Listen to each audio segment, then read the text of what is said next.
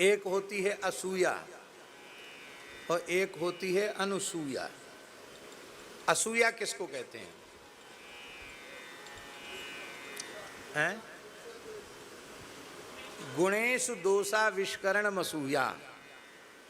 दोष तो दोष है ही हैं, असूया वाले लोग गुणों में भी दोष देख लेते हैं। जैसे कोई एकदम सीधा साधा सरल आदमी है, अब सीधा साधा सरल होना कितनी अच्छी बात है, पर जिसको दोष देखना वो तो कहेगा ए एकदम गधा है। अब कहना चाहिए वाह भगवान की कितनी दया है, इस भयंकर छल कपट के युग में ये कितने सीधे साधे सरल हैं, सज्जन हैं, ये सोचना चाहिए। अरे ये कुछ नहीं, ये तो बेकार है, गधा है, एकदम गधा है। इस प्रकार का जो स्वभाव है उसको कहते हैं असूया। गुणातीत पुरुष किसी में दोष नहीं देखता। ये गुण में भी दोष, गुण में तो गुण देखता ही है, दोषों में भी दोष नहीं देखता, दोषों में भी किसी गुण का अनुसंधान कर लेता।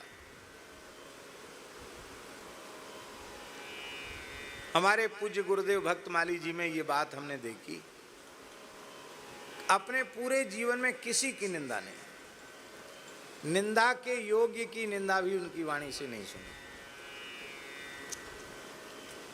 किसी ने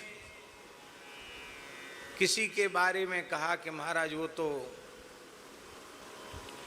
इतने प्रसिद्ध हैं, लाखों लोग उनके यहाँ आते हैं, एक पंडाल में बिठा के माइक से सबको मंत्र सुना देते हैं, बताइए ऐसा मनमाना काम हो रहा है। और महाराज जी सुनते भी नहीं थे, करते तो नहीं ही थे, सुनते भी नहीं थे। ऐसी कोई चर्चा चले तो तुरंत पेन लेके डायरी में श्री राम श्री राम श्री राम श्री राम लिखने लग जाते हैं, नाम लिखने लग जाते हैं। तो महाराज जी आप कुछ कहिए इस बारे में।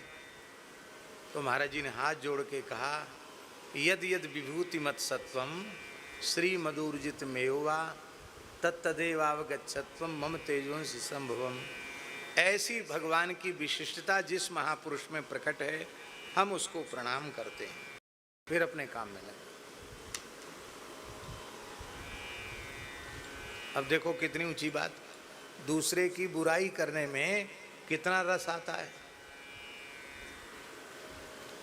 पर उन्होंने कहा कि भाई जहाँ कहीं कोई विशिष्टता प्रकट हुई है वो भगवान की है, वो भगवान की विशिष्टता को हम प्रणाम करते हैं।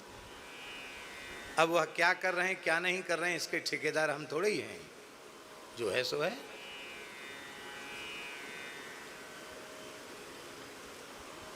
बक्सर में सीताराम विवाह महोत्सव में महाराज जी थे, संतों ने आकर एक संत की शिकायत की, आप अध्यक्ष हैं इस पूरे बक्सर ट्रस्ट के। महाराज जी अध्यक्ष थे, मामा जी ने उन्हीं को बना रखा था। और आप कहिए देखो अमुक संत एक स्त्री को संग लेके घूम रहे हैं, आप कुछ कहिए। हमारे यहाँ विरक्त संत कोई स्त्री को लेकर के घूमे तो उसे मर्यादा के अनुरूप नहीं माना जाता, गलत माना जाता। और जो गलत है वो गलत ही है, उसको वैध नहीं ठहराया जाता। आचार विरुद्ध कार्य कभी नहीं करना चाहिए। महाराज जी से कहा कि कुछ आप कहिए। महाराज जी बोले, आश्रय लेने योग्य या तो भगवान हैं या भगवान के भक्त हैं। धन्य है उस देवी को जिसने किसी भक्त का आश्रय लिया, धन्य है उस भक्त को जिसने किसी देवी को आश्रय दिया। हम दोनों को ही प्रणाम करते हैं, कह के अपना काम करने लगे। माने कोई चाह कर उनसे कुछ ऐसी बात नहीं बुलवा सकता था जिसमें निंदा झलकती हो।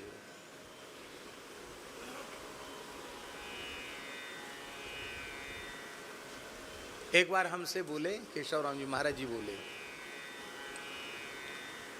व्यवहार जगत तो बड़ा वैसा है और व्यवहार जगत में सबको कष्ट तो होता ही है। कोई व्यवहारिक समस्या थी। महाराज जी बोले, हमको पंडित जी बोलते थे, बोले पंडित जी,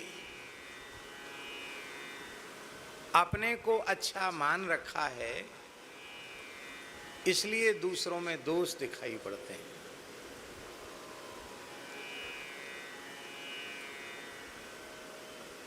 हम अच्छे होते तो हमको सब अच्छे ही मिलते हैं, पर आपने अपने को अच्छा मान रखा है तो आपको अच्छे नहीं मिले, इसका मतलब आप खुद अच्छे नहीं। अच्छे होने का भ्रम है।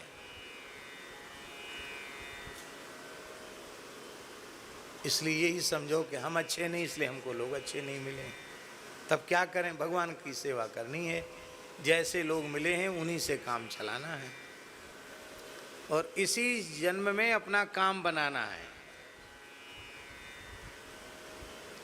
इसलिए ज़्यादा दिमाग में परेशानी नहीं रखना, ये अच्छा वो बुरा। कौन अच्छा? अपने कौन बहुत अच्छे हैं? जैसे लोग मिले हुए हैं यही ठीक है। सकारात्मक सोच, नकारात्मक सोच बिल्कुल नहीं है। ये गुणातीत पुरुष का लक्षण है। जो गुणातीत पुरुष होते हैं उनकी वृत्ति असूया रहित हो जाती है और ऐसी वृत्ति के साथ जब गुणातीत पुरुष का निरंतर संयोग होता है तो फिर भगवान अपने आप को उस महापुरुष को दे देते हैं।